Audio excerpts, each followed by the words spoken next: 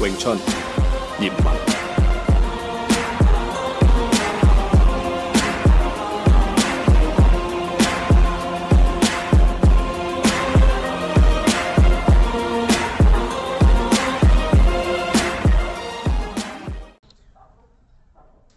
Malam hari ini saya mau coba ngasih contoh ya buat materi di kelas online. Jadi kemarin itu di kelas online itu lagi ngomongin soal shifting sama stepping. Ya, ini dari konsep Chum-Kyu nih. Nah, di sana ada tanda ya, tanda ini biasa jadi favorit waktu latihan awal-awal shifting sama stepping. Yang mau saya omongin adalah posisi siku pada waktu tansau. Jadi tanda itu kan seperti ini, ya. Nah, di kelas online itu teman-teman itu kan mempraktekkan tanda itu dia posisinya begini, ya. Jadi pada saat tansau itu dia posisinya begini, ya. Dia posisinya begini. Jadi si posisi siku ini dia nggak posisinya di depan, tetapi dia posisinya di belakang. Ya, saya waktu itu ngejelasin bahwa dengan posisi siku tansau di belakang itu krusial gitu, maksudnya pengaruh. Tetapi nanti pada saat shifting mungkin pengaruhnya nggak akan terlalu kelihatan. Tetapi pada saat stepping, saat kita harus menggunakan tanda itu maju ke depan, menyambut serangan orang, itu yang akan menjadi efeknya lebih kelihatan. Ya, jadi misalkan saya contohin begini. Kalau misalkan saya lagi ngedrill, ya kita lagi ngedrill seperti ini. Kemudian saya tansau dengan posisi siku saya di belakang seperti ini. Ini nggak akan kerasa apa-apa, efeknya nggak akan kelihatan. Ya, lagi ya. Saya tanda begini. Nah, efeknya nggak akan kelihatan. Posisinya buat dia aman, buat saya pun aman. Ya, terutama posisinya buat saya. Posisi buat saya itu aman. Jadi kelihatan di sana tangan saya ada di depan. Oke, tangannya di samping. Siku saya di dekat nih sama badan nih. Ini nggak ada sejengkal nih. Kalau saya biasa latihan tansau itu harus sejengkal kan. Tapi ini nggak ada sejengkal. Ini waktu shifting.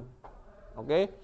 Kalau misalkan Tommy maju ke saya, oh by the way ini Tommy ya, belum diperkenalkan. Kalau Tommy maju dengan menyerang seperti ini, kemudian saya shifting dengan gayanya tadi, tentu juga nggak akan kelihatan bedanya. Nah, tentu nggak akan kelihatan bedanya. Tapi kalau niatnya dia memang lebih dari pukulan yang tadi dan berusaha untuk maju, saya akan mental ke belakang posisinya. Lagi, saya shifting posisi begini. Pasti saya mental. Anggaplah dia pukul, saya bisa mukul, tapi pukulannya nggak akan maksimum karena badan saya sudah mental ke belakang duluan. Ya, itu kalau sikunya di dalam. Ada lagi shifting yang seperti ini, dia pukul, shiftingnya begini. Memang nggak akan ada kelihatan bedanya. Tetapi hal yang sama terjadi pada saat dia niatnya maju lebih banyak, saya akan mental pastinya. Plus, kalau Tommy mukul 2 kali, dan saya begini, itu pasti udah kena. Karena sikunya di belakang. Sikunya nggak keluar sejengkal. Ya. Nah sekarang kalau misalnya saya nyambut. Nah, kalau shifting mungkin nggak begitu kelihatan. Selama drill ya, selama latihan, kalau misalnya Tommy mukulnya kayak tadi yang pertama, ini kan lagi latihan nih. Aman dong. Ini pasti aman, saya bisa mukul nih. Tapi siku saya di sini. Oke? Ya. Itu waktu shifting. Nah, stepping, kalau misalkan Tommy maju, kemudian saya akan maju, hal yang sama terjadi adalah pada saat saya tansaunya di sini, saya akan kena efek dari lajunya lajunya tenaga Tommy. Karena siku saya di sini. Dan itu berasa banget waktu kita stepping. Karena kita nggak akan bisa ngasih tekanan ke dia. Memang kalau lagi ini pasti kena. Ya, pasti kena. Tapi ingat, waktu latihan temennya itu pasti akan mukulnya dikontrol. Tapi bagaimana kalau Tommy nggak kontrol? Dia mukul dengan tenaga yang begitu besar. Dan saya maju seperti itu dengan siku seperti ini, nggak bisa mukul. Si Tan Sao itu akan ketutup. Akan ketutup. Dan posisi saya udah goyang. Ingat, dia nggak akan mukul satu kali. Ya, dia nggak akan mukul satu kali. Oke?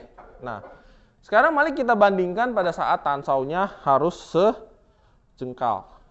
Ini wajib, karena Tan Sao itu punya unsurnya menusuk. Jadi waktu pukulan datang, Tan Sao itu harus nyambut si pukulannya dulu. Kita ngedrill diam dulu. Nah, jadi waktu pukulan datang, ya, Tan Sao itu harus nyambut pukulannya dia. Baru ini keluar. Oke? Nah, kalau waktu ngedrill diem, Tommy nggak akan ngerasa apa-apa.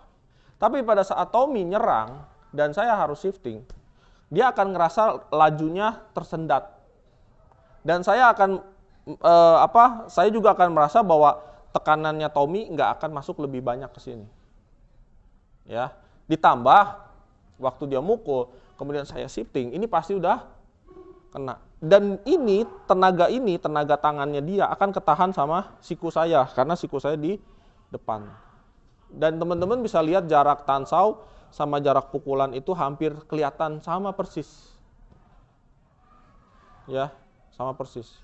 Ingat ya, dengan konteks bahwa shiftingnya itu sesuai dengan poros. Ya, nggak oper bobot. Saya nggak ngomongin oper bobot, saya ngomongin shifting yang sering saya latih sama teman-teman latih. Oke? Nah, sekarang bagaimana kalau dia maju dan saya nyambut dengan stepping? Dengan dia mukul, kemudian saya Tan Sao, artinya dia akan merasa bahwa ada tekanan yang menghadang dia pada saat dia mau nyerang ke saya. Ya, dan dia akan ketutup. Area ini ketutup. Dan area ini akan kebuka. Kenapa? Karena siku saya di depan. Itu otomatis. Anggap sekarang saya nggak mukul. Saya hanya Tan Sao doang. Jadi waktu dia masuk, nah, tangan saya udah di sini. Dia mukul, saya masuk di sini, kemudian dengan sudut kepalan segini, saya akan maju lebih banyak. Dan dia akan ketutup lajunya. Itu yang saya bilang krusial. Tan Sao itu tidak boleh di belakang sikunya. Tapi tidak ada Tan Sao begini ya.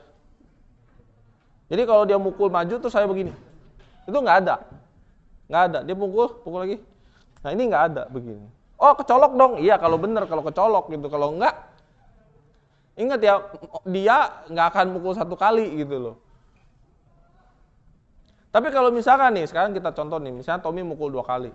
Punch, tep, pukul lagi. Nah lagi ya. Langsung tep. Saya nyambut. Nggak akan keluar pukulannya. Karena akan ketutup. Itu kalau pukulan lurus. Nah kalau pukulan keduanya muter, sama juga dia pukul, nggak akan sempat keluar karena tangan saya ada di sini. Ya. Tapi kalau sikunya di belakang, 50-50, dia kena, saya juga kena. Ya, jadi itu gambaran yang ingin saya jelaskan antara shifting dengan stepping dengan posisi Tan Sao yang seharusnya. Ya, seharusnya.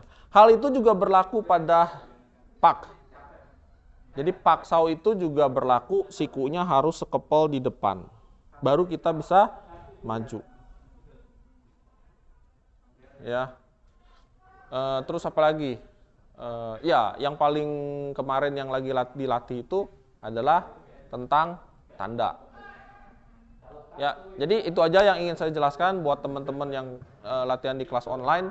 Jadi ada gambaran ya gimana caranya kita mengaplikasikan bentuk bentuk tanda dengan posisi Tan Sao, sikunya harus selalu satu kepal dari badan kita. Nggak boleh kurang dari itu. Dan tidak boleh lebih jauh dari itu. Oke, kira-kira itu aja. Semoga bermanfaat.